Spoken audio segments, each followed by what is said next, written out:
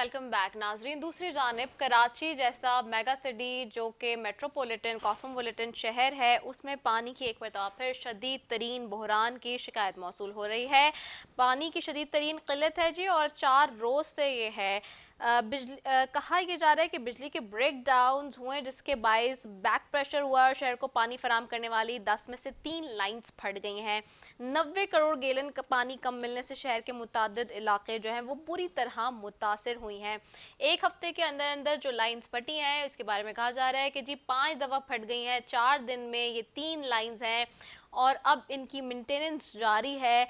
और ये emergency cause के तहत जी मेंटेनेंस का बताया जा रहा है कि की जाएगी।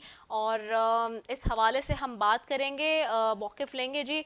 MD water board Asadullah Khan साहब हमारे साथ मौजूद हैं, उनकी तरफ चलते हैं। असदुल्ला खान साहब, बहुत शुक्रिया कि आपने ज्वाइन किया। 4 रोज़ से पानी की शदीद तरीन किल्लत है, क्या वजह है? और ये 3 लाइन 5 दफ़ा फट गई 4 दिन में।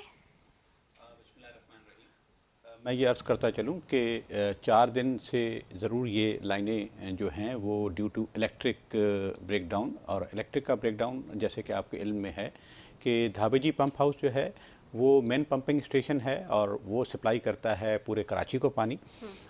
वहाँ पे यके बाद दीगरे 3 दिन तक रात में क्योंकि एचटी का फॉल्ट आ रहा था, और ये भी आपके इल्म में है कि धाबेजी और जो हमारे 5 बड़े पंपिंग स्टेशन हैं, धाबेजी, घारो, पिपरी, एनीके और हब, उस पर बिजली का कोई लोड शेडिंग नहीं होती है। हाँ, ये ज़रूर होता है कि कभी जो इलेक्ट्रिक फॉल्ट आ जाता है मेन एचटी लाइन के अंदर, जो उसकी वजह से धाबेजी जब पूरा कंप्लीट बंद होता है। मैं आपके तवज्जुह से आवाम को भी ये बात बताता चलूँ कि धाबेजी के ऊपर जो है 6 मेन पंपिंग स्टेशन हैं। उन 6 मेन पंपिंग स्टेशन के अंदर से 21 पंप जो हैं वो शब रोज़ कराची की तरफ पानी को जो है वो थ्रो करते हैं। लेकिन और सब के सब ये पंप जो हैं ये सब एचटी के ऊपर चलते हैं, मीन्स 11,000 पे चलते हैं। ये एलटी के ऊपर नहीं चलते, ये बल्कि एचटी पे चलते हैं, हाई वोल्टेज के ऊपर ये चलते हैं। हमारा डेडिकेटेड वहाँ पे ग्रिड स्टेशन भी है। लेकिन जब एचटी ट्रिपिंग आ जाती है और धाबेजी का पूरा पंपिंग स्टेशन जब बंद हो जाता है तो बैक प्रेशर की वजह से, क्योंकि 10 राइजिंग मैन हैं वहाँ पे, और उन 10 राइजिंग मैन से पानी जो है वो 210 फीट की बुलंदी के ऊपर हम लेके जाते हैं। उसके बाद कराची को पानी सप्लाई होता है बाय ग्रेविटी। लेकिन अनफॉर्चुनेटली क्योंकि जब भी इलेक्ट्रिक का ऐसा फॉल्ट आए कि जिससे पूरा धाबेजी पंपिंग स्टेशन बंद हो जाए, तो हमारी जो सबसे पुरानी जो राइजिंग मेन्स हैं जो कि प्री स्ट्रेस की हैं, उर्फ़ आम में आप उसको सीमेंट की लाइन भी कह सकते हैं, वो 1956 की हैं।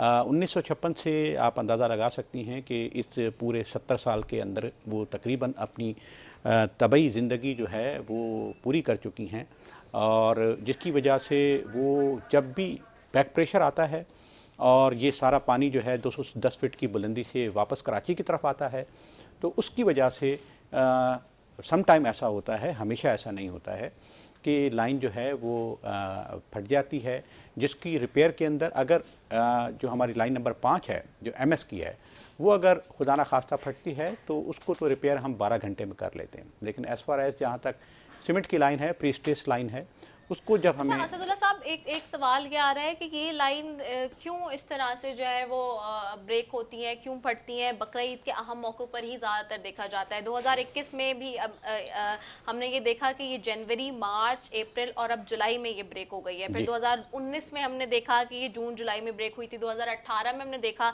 ये अगस्त और अक्टूबर में ब्रेक हुई। और फिर इसके जो जिम्मेदारान हैं वो बिजली के ब्रेकडाउन को ही करार दे दिया जाता है। इस साल तो ये लाइन 4 मरतबा फट चुकी है और जिससे करोड़ों रुपए का नुकसान हुआ और आवाम को करोड़ों का पानी खरीद कर पीना भी पड़ता है, क्योंकि जाहिर सी बात है इस वक्त तो गर्मी है और गर्मियों में शदीद पानी की किल्लत हो जाती है। तो फिर इस नाकामी की जिम्मेदारी कौन कबूल करेगा? देखिए, जहाँ तक पानी की शॉर्टेज का ताल्लुक है, मैं पहले भी बारहा ये बात सबमिट कर चुका हूँ और फिर एक दफ़ा आपके के तवज्जुह से बताता चलूँ कि कराची में पानी की जो रिक्वायरमेंट है वो तो 1200 मिलियन गैलन पर डे की है। इस वक्त हम जो कराची को पानी सप्लाई कर रहे हैं वो 550 मिलियन गैलन कर रहे हैं। तो अगर आप इसको परसेंटेज में देखेंगे तो ये तकरीबन कमो बेश यूँ समझे कि 50% पानी है और 50% नहीं है कराची के अंदर पानी। तो जहाँ तक आवाम को ख़रीद के पानी पीने का जहाँ ताल्लुक़ है, वो तो अगर ये लाइन फटें या ना फटें, हर सूरत में पानी की शॉर्टेज तो है ही उसके डबल अंदर। बर्डन हो जाता है ना इसके फटने से। बिल्कुल सही फरमा रही हैं आप, लेकिन क्योंकि ये टेक्निकल फॉल्ट्स हैं देखें, और सम टाइम वाटर बोर्ड के ऊपर तो ये ज़रूर कहा जाता है कि जी वाटर बोर्ड जो है उसकी लाइन फट जाती है। अगर आप मेरे जो दूसरी यूटिलिटी कंपनी है जिसको के इलेक्ट्रिक कहते हैं, उनके यहाँ जब इलेक्ट्रिक के ब्रेकडाउन्स आते हैं और पूरा कराची शहर बंद हो जाता है, या बहुत सी जगह पे आप देखती हैं कि लोड शेडिंग हो रही होती है, उसको भी तो लोग फेस करते हैं। तो इसी तरह से वाटर बोर्ड का भी टेक्निकल बहुत सारी चीज़ें ऐसी हैं। आप समझते हैं ये इस बात का जवाब है कि वहाँ पे चूंकि खराबी है और अगर यहाँ पे भी खराबी हो गई तो वो कंपेयर देखें, किया जाए आप इस बिल्कुल सही जवाब में। फरमा रही हैं।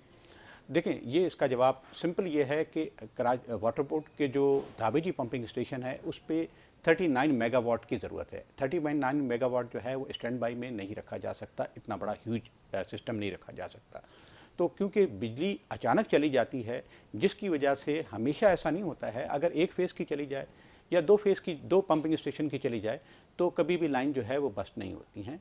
लेकिन क्योंकि जैसे मैंने आपको बताया कि 1956 की ये लाइन है, तो उसकी वजह से बैक प्रेशर की वजह से ये लाइन जो है ये बस्ट हो जाती है, जिसकी वजह से थोड़ा सा जो सीमेंट की लाइन है उसको बनाने में हमें 3 से 4 दिन लग जाते हैं, और जहाँ तक स्टील की लाइन है उसको बनाने में हमें 12 घंटे सिर्फ लग जाते हैं। अच्छा, सवाल ये है कि क्या वो जो आप दे रहे हैं ठेकेदार को या जो भी रिपेयर कर रहा है, मेंटेन कर रहा है, मेंटेनेंस उसका जी काम कर रहा है, क्या वो इतना नाकिस मटेरियल इस्तेमाल कर रहा है कि बार बार लाइन फट रही है? अच्छा, एक सवाल है ये, दूसरा इसी में ऐड ऑन कर ले कि हमारी इतलात ये है कि जो सर्च वॉल्स वहाँ पर होते हैं और खासतौर पर एयर वॉल जो 12 थे वो बंद थे उस वक्त जब ये फटी है, जो कि खुले होने चाहिए थे, और वो जो सर्च वॉल है वो भी जो है वो खुला होना चाहिए था, वो भी बंद किया हुआ था। क्या इस तरह से हुआ है? मैं आपके पहले सवाल का यूँ जवाब देता चलूँ कि ये जब भी बस्ट होता है, ये जो रिपेयर जगह होती है उस जगह पे नहीं होता है, बल्कि उसके डिफरेंट जगह पे होता है। 5 किलोमीटर की ये राइजिंग मेन है, और ये जब भी बस्ट होती है इसकी, वो जो रिपेयर जगह होती है उस जगह पे नहीं होती है, बल्कि किसी और वीक जगह पे हो जाती है, नंबर 1। तो ये तो आपके पहले सवाल का जवाब है। दूसरा सवाल आपका जो इससे कंटिन्यू था, बैक प्रेशर के हवाले से, कि वो इतना हैवी बैक प्रेशर उसके ऊपर से आता है क्योंकि 210 फीट का हेड है इसका। तो जब ये पानी वापस रिटर्न पंपिंग स्टेशन की तरफ आता है, वहाँ पे सर्ज वाल्व जो हैं वो भी काम कर रहे होते हैं, और जहाँ तक एयर वॉल्स का ताल्लुक है वो एयर वॉल्स भी काम करते हैं। लेकिन जैसे मैंने आपसे अर्ज़ किया कि लाइन इतनी पुरानी हो चुकी है, 1956 की लाइन है, मैं बार बार ये आपको सबमिट कर रहा हूँ कि क्योंकि इतनी पुरानी लाइन हो चुकी हैं ये दोनों लाइनें, लाइन 1 एंड लाइन 2 जो है हमारी, या राइजिंग मेन नंबर 2, इतनी पुरानी हो चुकी हैं कि इनका जो प्रेशर है, जब बैक प्रेशर आता है तो ये लाइन बर्दाश्त नहीं कर सकती। हमारा ये प्लान है, ये भी मैं आपको बताता चलूँ कि KWSSIP का जो हमारा प्रोजेक्ट है उसका जो SOP2 है उसमें ये लाइन जो हैं वो चेंज की जाएंगी, क्योंकि उस पर हैवी एक्सपेंडिचर होंगे। और जब ये लाइनें दोनों चेंज हो जाएंगी, देखें लाइन 6, 7, 8, 9, 10 कभी नहीं फटी हैं, क्योंकि MS की हैं, और वो हैं वो भी पुरानी, 71 की भी हैं, 72 की भी हैं, लेकिन वो नहीं इस वक्त बस्ट हो रही हैं। ये सिर्फ जो ज़्यादा से ज़्यादा हमेशा ये होती हैं, ये प्री स्टेज की जो सीमेंट की लाइनें हैं जो 1956 की हैं, ये बस्ट हो जाती हैं, जो अब हम KWSSI प्रोजेक्ट के अंदर इन दोनों लाइनों को चेंज करेंगे, तो इंशाल्लाह फिर ये ऐसा मौका नहीं आएगा। का जो आप कह रहे हैं के इलेक्ट्रिक का मौके भी हमने जाना, उन्होंने इस हवाले से कहा है कि आपको एक रिपोर्ट भेजी है जिसमें 72 इंच की लाइन के हवाले से कुछ जदीद आलात आपने लगाने हैं, उसका तखमीना भी आपको दिया जा चुका है, लेकिन आप लोग उस पर पैसे खर्च नहीं कर रहे हैं। क्या इसमें कोई मफाद तो पोशीदा नहीं है जो खर्चा नहीं किया जा रहा? देखिए, के इलेक्ट्रिक का जहाँ ताल्लुक है, के इलेक्ट्रिक जो है वो सिर्फ इलेक्ट्रिक के मामलात को डील करती है, वो हाइड्रोलिक या पानी के मामलात को डील नहीं करती है।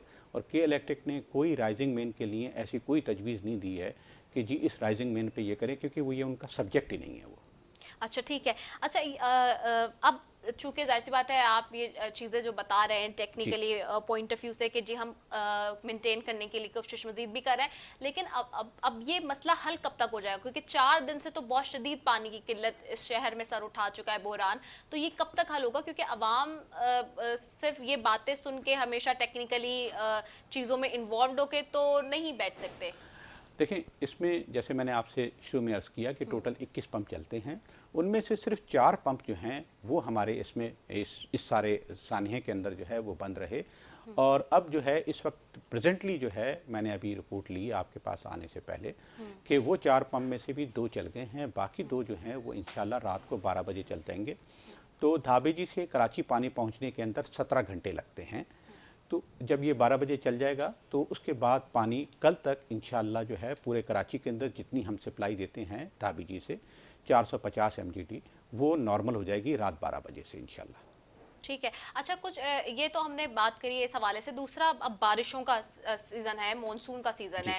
जी। आप मुर्तज़ा अवाब साहब के साथ भी हमें परसों प्रेस कॉन्फ्रेंस करते हुए नज़र आए, ये भी बताएं कि अब ये देख रहे हैं कि जो हालात आप बता रहे थे उस प्रेस कॉन्फ्रेंस में और जो शहर में सूरत हाल नज़र आ रही है, जो फुटेजेस हमारे पास हैं, जो चीज़ें हमने सर्वे किया उसके अकॉर्डिंगली है, वो तो दोनों अलग अलग ही बात कर रहे हैं। तो ये जो पानी निकालना और जो सारा निकासी आपका जो सारा मामला है वो भी वहीं का वहीं नज़र आ रहा है। 6 महीने पहले मैंने आपके साथ प्रोग्राम किया हो, साल पहले किया हो, उससे पहले किया हो, तब से लेकर अब तक हम देख रहे हैं कि वो सिचुएशन वही की वही है। लास्ट टाइम आपने हमारे प्रोग्राम में कहा था कि जी उसके ऊपर एक काम किया जा रहा है, जो इंफ्रास्ट्रक्चर का मामला है निकासी आपके एतबार से, वो कहाँ तक पहुँचा?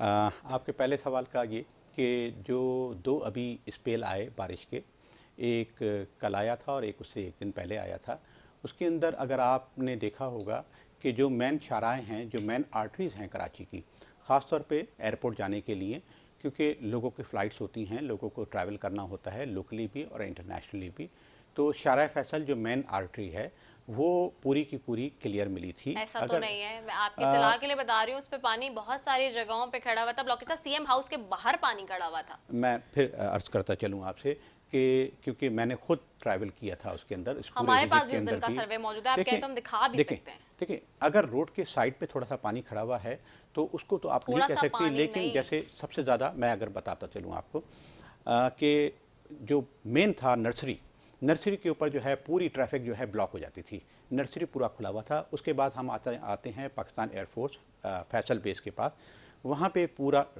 खुला हुआ था। उसके बाद उसी अंडरपास से, जो पिछले साल हम उस अंडरपास से नहीं गुजर सकते थे, उस अंडरपास से भी हम गुजरे।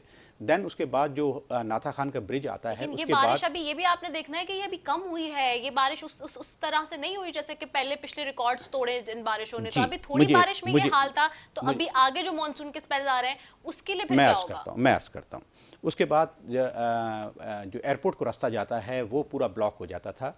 मैं इसमें ये भी अर्ज़ करता चलूँ कि जी Karachi water and sewerage board का जो मैंडेट है वो स्टॉर्म वाटर ड्रेन का नहीं है। ये भी आप नोट करते चलें, Karachi water and sewerage board का जो मैंडेट है वो वाटर और सीवरेज की लाइनों को मेंटेन करना है। जो स्टॉर्म वाटर ड्रेन है वो बेसिकली केएमसी और डीएमसी की ज़िम्मेदारी में आता है। लेकिन बीइंग अ गवर्नमेंट डिपार्टमेंट, मैं हमेशा वाटर बोर्ड जो है वो शाना बशाना केएमसी के साथ भी खड़ा हुआ है, डीएमसी के साथ भी खड़ा हुआ है। लेकिन अगर आप इसको लीगली देखें या आप इसकी ज़िम्मेदारी वाली बात जहाँ तक फरमा रही हैं, उसके अंदर Karachi water and sewerage board जो है उसके मैंडेट में नहीं है कि वो बारिश के पानी या स्टॉर्म वाटर ड्रेन के वाटर को जो है वो डील करे। लेकिन होता यही है कि जब भी बारिशें होती हैं तो जिस गली में या जिस सड़क पे, ये मेन आर्टरी की बात नहीं कर रहा हूँ, इनसाइड जी रोड जो हैं उसके अंदर जहाँ पे भी पानी खड़ा हो जाता है तो लोग जो है बहालत मजबूरी जो है वो वाटर बोर्ड के जो सीवरेज के ढक्कन हैं उनको हटा देते हैं और वो फिर पूरा बारिश का पानी जो है वो सीवरेज की लाइनों में जाता है, जिसकी वजह से Karachi water and sewerage board की जो सीवरेज की लाइनें हैं वो संक डाउन हो जाती हैं। और लास्ट ईयर भी कमोबेश 200 संक डाउन जो हुई थी वो सीवरेज की लाइनें हुई थी। उसकी बेसिक वजह ये है कि देखें, एक तो बारिश की वजह से सॉइल जो है वो नर्म हो जाती लेकिन है। आपको याद होगा लास्ट टाइम आपने खुद बताया है कि सीवरेज के ऊपर हम काम कर रहे हैं, इसके इंफ्रास्ट्रक्चर पे हम काम कर रहे हैं, क्योंकि लाइंस बहुत पुरानी हो गई हैं, बहुत सारी छोटी गलियों में, या अगर आप रोड साइड बात करें, क्योंकि आपने मेन चारा फैसल की बात खुद करी, लेकिन अगर हम वैसे देखें साइड रोड्स की, तो वो तो आप खुद उसके जिम्मेदार हैं जहाँ सीवरेज का मामला होगा, जहाँ निकासी आपका प्रॉब्लम है। हमारा क्योंकि स्टार्ट इस बात से हुआ था, अभी जो हमारी डिस्कशन शुरू हुई थी वाटर के बाद, वो हमारी बारिश के पानी के ऊपर हुई थी।